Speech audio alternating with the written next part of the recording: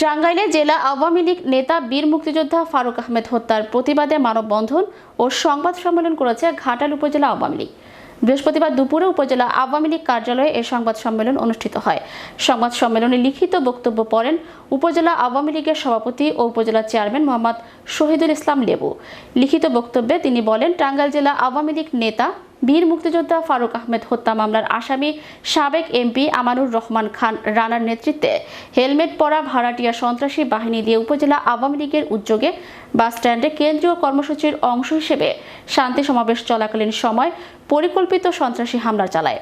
গত ২৬ ও ২৭ তারিখ ২ দিন ব্যাপী আমানুর রহমান খান রানার নির্দেশে তার সন্ত্রাসী বাহিনী কর্তৃক বঙ্গবন্ধু ও শেখ হাসিনার ছবি ভাঙচুর, ছাত্রলীগ নেতা আবিদের বাসা ভাঙচুর, সরকারি জিবিজি কলেজ ছাত্র সংসদ ভাঙচুর, সন্ত্রাস নৈরাজ্য এবং ঘাটাল উপজেলা আওয়ামী লীগ নেতা বাহাদুর আলম খান, আবুল কাশেম মেম্বার, সাবেক পৌর কাউন্সিলর সালাউদ্দিন শাহিন, যুবলীগ নেতা শাহিন মিয়া সহ ৮ জন নেতাকর্মীকে হত্যার উদ্দেশ্যে নির্মমভাবে কুপিয়ে রক্তাক্ত গুরুতর জখম করা হয়।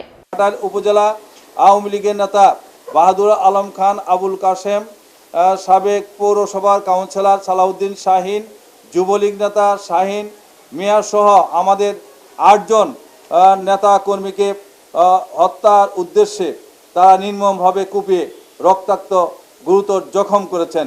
ঘাটাল উপজেলা আওয়ামী লীগ এর পক্ষ থেকে এই সন্ত্রাসীদের বর্বরচিত এই হামলার তীব্র নিন্দা জানাচ্ছি এবং দোষীদের দৃষ্টান্তমূলক শাস্তি আমরা দাবি করি।